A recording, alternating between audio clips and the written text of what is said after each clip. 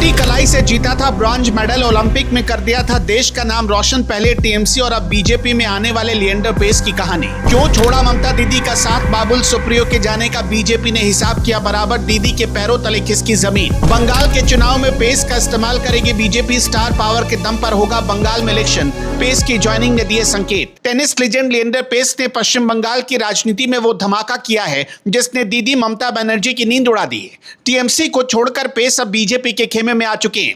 अक्टूबर 2021 में गोवा की धरती पर ममता बनर्जी के सामने जिस शख्स ने तृणमूल कांग्रेस का झंडा थामा था, उसी लिएंडर पेस ने अब पाला बदल लिया है। कोलकाता में बीजेपी के राष्ट्रीय अध्यक्ष नितिन नवीन से उनकी मुलाकात क्या हुई, सियासी गलियारों में भूचाल आ गया। अब यह साफ हो चुका है कि पश्चिम बंगाल के इस विधानसभा चुनाव में बीजेपी इस दिग्गज खिलाड़ी को कोई बहुत बड़ी और अहम जिम्मेदारी सौंप सकती है। पेस का जन्म कोलकाता में हुआ था और उनका पूरा खानदान ही खिलाड़ियों का रहा है। उनके पिता वेस पेस ने 1972 के म्यूनिख ओलंपिक में ब्रॉन्ज मेडल जीतने वाली हॉकी टीम में अपनी जगह बनाई थी। उनकी मां जेनिफर पेस भारतीय महिला बास्केटबॉल टीम की कप्तान रही हैं। पेस ने 2020 में प्रोफेशनल टेनिस से संन्यास लिया और 2021 में राजनीति की सीढ़ियां चढ़ना शुरू कर दिया। गोवा चुनाव के वक्त वो टीएमसी के लिए जमकर प्रचार कर रहे थे, लेकिन उसके बाद वो अचानक गायब हो गए। अब सूत्रों की माने तो पश्चिम बंगाल विधानसभा चुनाव में बीजेपी के सबसे बड़े स्टार प्रचारक बनकर उभरेंगे। भारतीय टेनिस के इतिहास में लिएंडर पेस का नाम स्वर्ण अक्षरों में लिखा गया है। वो दुनिया के सबसे महान डबल्स खिलाड़ियों में से एक माने जाते हैं। महेश भूपति और मार्टिना नवरातिलोवा के साथ मिलकर उन्होंने टेनिस की दुनिया में भारत का डंका बजाया। 1996 के अटलांटा ओलंपिक में उन्होंने जो ब्रॉन्ज मेडल जीता था, उसने पूरे देश का सीना गर्व से चौड़ा कर दिया था। डेविस कप के इतिहास में सबसे ज्यादा डबल्स मैच जीतने का वर्ल्ड रिकॉर्ड आज भी उन्हीं के नाम है। उनके करियर में 8 मेंस डबल्स और 10 मिक्स्ड डबल ग्रैंड स्लैम खिताब शामिल है।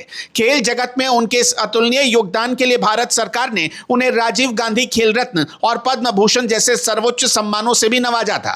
लिएंडर पेस का बीजेपी में शामिल होना पार्टी के लिए किसी मास्टर स्ट्रोक से कम नहीं है। दिल्ली में सदस्यता लेते वक्त पेस ने केंद्रीय मंत्री किरण रिजिजू को अपना असली हीरो बताया। उन्होंने प्रधानमंत्री नरेंद्र मोदी और अमित शाह का विशेष रूप से आभार व्यक्त किया कि उन्हें देश की सेवा करने का मौका दिया गया है। किरण रिजिजू ने इस मौके पर कहा कि पेस जैसे महान खिलाड़ी को किसी परिचय की जरूरत नहीं है। उन्होंने यह भी कहा कि पिछले 12 सालों में पीएम मोदी ने खिलाड़ियों के लिए जो काम किया, उसी से प्रभावित होकर पेस ने बीजेपी का दामन थामा। ये जो पर्ची जो है ना, ये खाली पर्ची नहीं है, ये रिस्पॉन्सिबिलिटी है।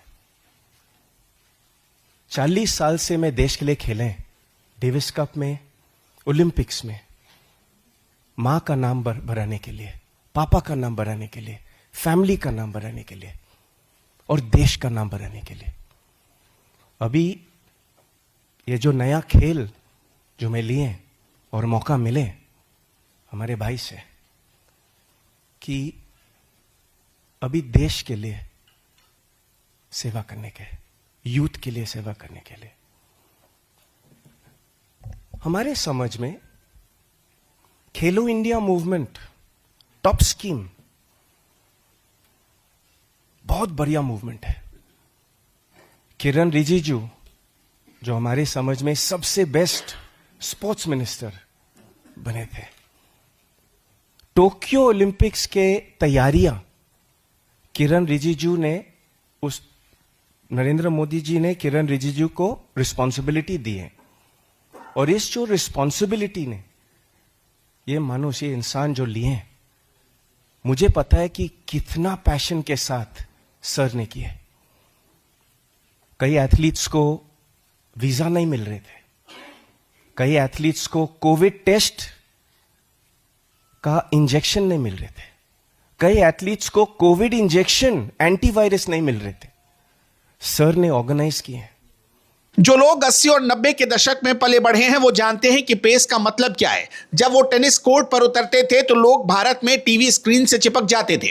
भले भारत में क्रिकेट की दीवानगी सबसे ज्यादा रही हो, लेकिन पेस ने टेनिस को एक अलग पहचान दिलाई। उनकी उपलब्धियों ने सोमदेव देववर्मन और रोहन बोपन्ना जैसे खिलाड़ियों की नई फौज को प्रेरित किया। 1996 का वो अटलांटा ओलंपिक का मेडल 44 साल बाद किसी भारतीय द्वारा जीता गया पहला व्यक्तिगत पदक था।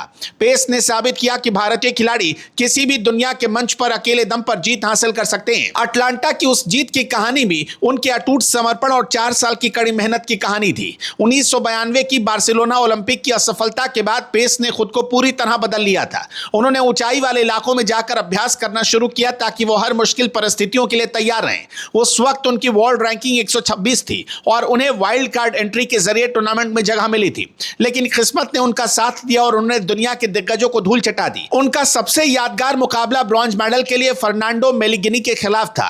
45 मिनट तक किसी मशीन की तरह वो खेले और मैच का पासा पलट दिया था। इस कहानी का सबसे दर्दनाक हिस्सा उनकी टूटी हुई कलाई थी। सेमीफाइनल के दौरान उन्हें गंभीर चोट आई थी और डॉक्टरों ने उनका हाथ प्लास्टर में बांध दिया था। 24 घंटे तक वो उसी दर्दनाक हालत में रहे, लेकिन मेडल मैच के दिन उन्होंने सारे दर्द को दरकिनार कर दिया।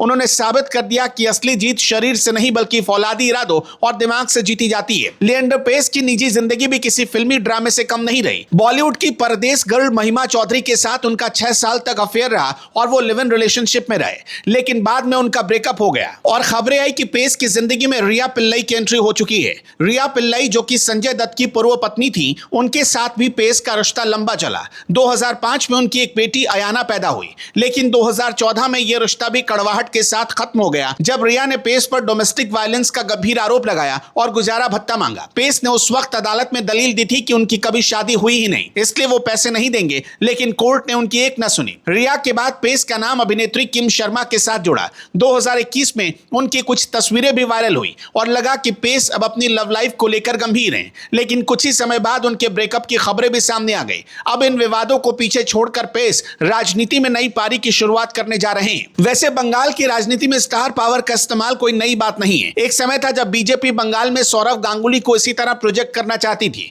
रूपा गांगुली, बाबुल सुप्रियो जैसे नाम इस बात के गवाह हैं कि सेलिब्रिटी चेहरा पार्टी को फायदा पहुंचाते हैं। हालांकि बाबुल सुप्रियो बाद में दगा देकर टीएमसी में चले गए, पर स्टार पावर का जादू बंगाल में हमेशा काम आता है। टीएमसी में भी मिमी चक्रवर्ती और नुसरत जहां जैसी हसीनाएं थी जो बंगाली फिल्म इंडस्ट्री का बड़ा चेहरा थी। इसके बाद शताब्दी राय और सयानी घोष जैसे स्टार आए। यहाँ के लोग भी इसे अपनी बंगाली अस्मिता और कल्चर से जोड़कर देखते हैं। 2024 के लोकसभा चुनाव में जब पवन सिंह को टिकट मिला तो बंगाल के लोगों ने उन्हें बाहरी बताकर विरोध किया, लेकिन लिएंडर पेस के साथ ऐसा नहीं होने वाला क्योंकि उनकी जड़ें कोलकाता की मिट्टी में है। खैर, बीजेपी के मुख्यालय में सुकांतो मजूमदार की मौजूदगी में उन्होंने बीजेपी का दामन थाम लिया। टीएमसी के लिए वाकई बहुत बड़ा झटका है क्योंकि पेस जैसे दिग्गज का जाना उनकी रणनीति को कमजोर कर सकता है। अब देखना यह है कि क्या पेस बंगाल की जनता के दिलों में वही जगह बना पाएंगे जो उन्होंने टेनिस कोर्ट पर बनाई थी।